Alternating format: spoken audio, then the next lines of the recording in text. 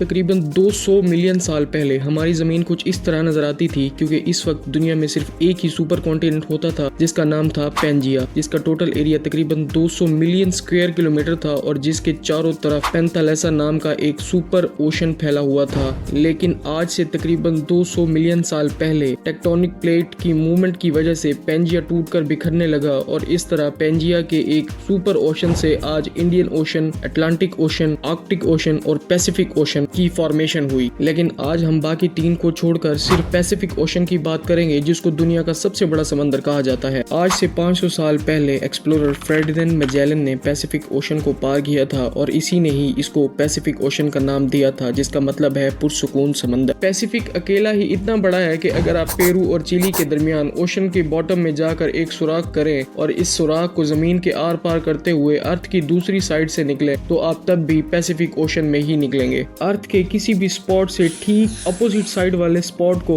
Antipode कहा जाता है और इस पैसिफिक ओशन के ही बहुत सारे एंटीपोड्स हैं। ये समंदर इतना बड़ा है कि इसमें पूरा Europe, south America, north America, Africa, Asia, Australia, Antarctica और ग्रीनलैंड भी फिट आ सकते हैं। अगर आसान लफ्जों में बात की जाए तो जहां अर्थ पर मौजूद पूरी जमीन का एरिया 140 मिलियन स्क्वायर किलोमीटर है, वहीं सिर्फ पैसिफिक ओशन का एरिया 165 मिलियन स्क्वायर किलोमीटर है। यानी हमारी सारी जमीन पैसिफिक ओशन में फिट आ सकती है। फिर भी इसमें इतनी जगह रह जाएगी कि जिसमें इंडिया जैसी 8 कंट्रीज आ सकती हैं। पैसिफिक ओशन का ये हिस्सा इंडोनेशिया और कोलंबिया के दरमियान मौजूद है, जिसको ओशन का सबसे बड़ा हिस्सा माना जाता है। इस हिस्से में हमारा चांद 5 बार फिट आ सकता है। सिर्फ चांद ही नहीं, अगर हम अपने पड़ोसी प्लेनेट मार्स की बात करें तो इसका total area 144.8 million square kilometre है।